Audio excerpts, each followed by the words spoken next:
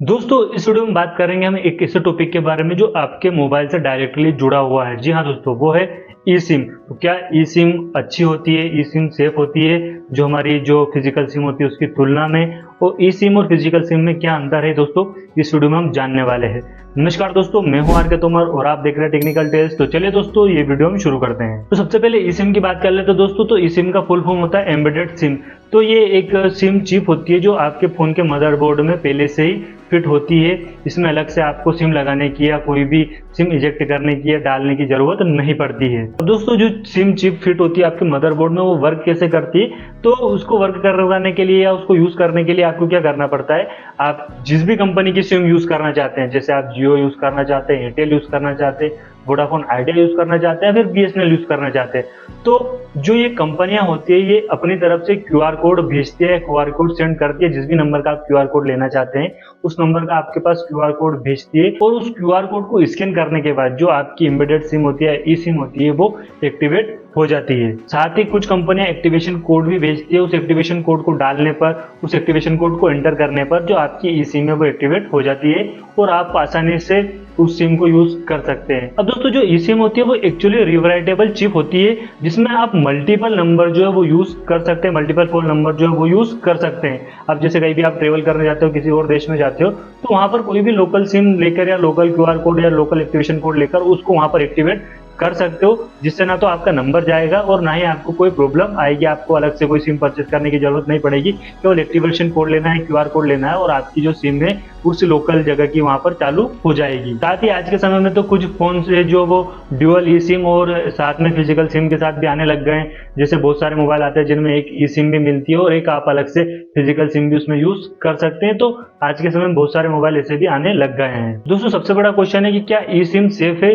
तो दोस्तों इसका आंसर है हाँ, और कुछ केसेस में तो फिजिकल सिम से भी ज्यादा सेफ है।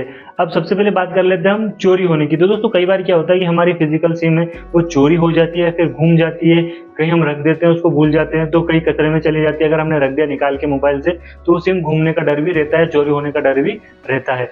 वहीं जो हमारी जो ई सिम है वो मोबाइल के अंदर फिट होती है। जब आपका मोबाइल चोरी होगा तभी वो सिम जाएगी, वरना वो सिम नहीं जाएगी। जबकि हमारी जो हमारी सिम है, जो फिजिकल सिम है, तो अगर हम कहीं रख देते तो कहीं गिर जाती है, कहीं अगर हमने निकाल के उसको रख दिया तो वो कहीं घूम भी हो सकती है। साथ ही दोस्तों अगर आपका मोबाइल गुम हो जाता है तो जो आपकी ई सिम होती है उसको आप तुरंत ही उसको डिसेबल कर सकते हैं, तुरंत ही उसको बंद कर सकते हैं। जबकि जो फिजिकल सिम होती है उसकी तुलना में ये जो प्रोसेस होती है थोड़ी मुश्किल होती है, थोड़ी अगर हम कहें तो टाइम कंज्यूमिंग होती है। अब जो ई सिम होती है दोस्तों वो इनक्रिप्टेड कम्युनिकेशन प्रोटोकॉल का यूज करती है, यानी कि बहुत ही ज्यादा सिक्योर होती है जब आप किसी से फोन पर बात करते हैं उस ई सिम का यूज करते हैं। तो अब दोस्तों सिक्योरिटी रिस्क की बात करें तो दोनों ही सिम इससे बची हुई नहीं है, ना तो फिजिकल सिम ना ई सिम।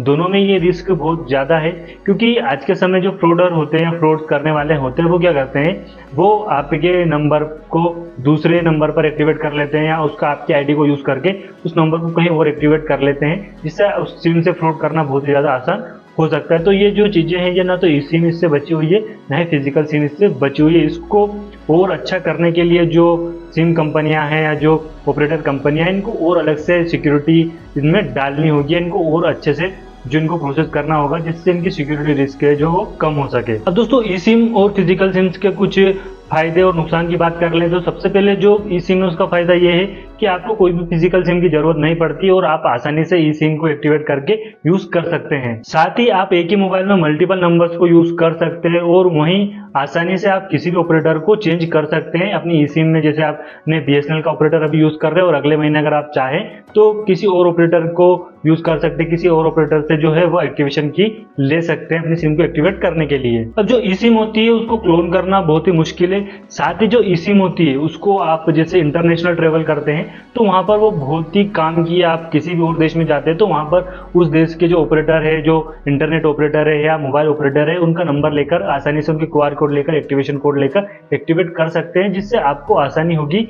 कहीं आपको सिम बदलनी नहीं पड़ेगी, बार बार आपको फिजिकल सिम जो चेंज करनी नहीं पड़ेगी। अब फिजिकल सिम के फायदे की बात करें दोस्तों तो ये यूनिवर्सल सिम है, किसी भी मोबाइल में किसी भी डिवाइस में आप यूज कर सकते हैं, क्योंकि जो ई सिम है वो हर मोबाइल में अवेलेबल नहीं है वहीं इसको इजी स्वैप किया जा सकता है, यानी कि आप फिर से इसको किसी और ऑपरेटर की सिम लेना चाहते हैं तो आप इसको तुरंत ही बदल सकते हैं अगर आप चाहें तो। दोस्तों ई सिम के फ्यूचर की बात करें तो जो ई सिम है वो सिक्योर है, स्मार्ट है और कन्वीनियंट भी है। लेकिन अगर हम इसके सिक्योरिटी रिस्क की बात करें या और सिम के सिक्योरिटी रिस्क की बात करें तो ये यूजर के ऊपर डिपेंड करता है और जो आपका ऑपरेटर है उसके ऊपर डिपेंड करता है कि उसने कितनी सिक्योरिटी आपको दी हुई है।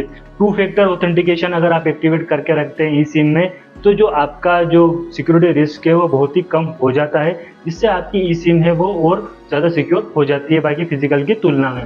दोस्तों ई सिम में वो फ्यूचर में और बढ़ने वाली है, जैसे आईफोन्स में और जो महंगे महंगे मोबाइल्स हैं उनमें ई सिम की सुविधा देने चालू हो गया है। हो सकता है भविष्य में जो मीडियम रेंज के फ़ोन्स हो या लो एंड बजट फ़ोन्स हो उनमें भी जो है ई सिम आना चालू हो जाए। तो उम्मीद है दोस्तों आपको समझ में आ गया होगा कि ई सिम क्या है, ये कैसे वर्क करता है, इसका कैसे यूज़ किया जा सकता है। साथ ही दोस्तों अगर आप भविष्य में ई सिम आती है तो क्या इसका यूज़ करोगे, कमेंट करके जरूर बताओ।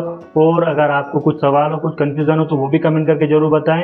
और अगर आप चैनल पर नए हैं तो चैनल को सब्सक्राइब कर दें। मिलते हैं दोस्तों अगले वीडियो में, तब तक के लिए जय हिंद, राम राम।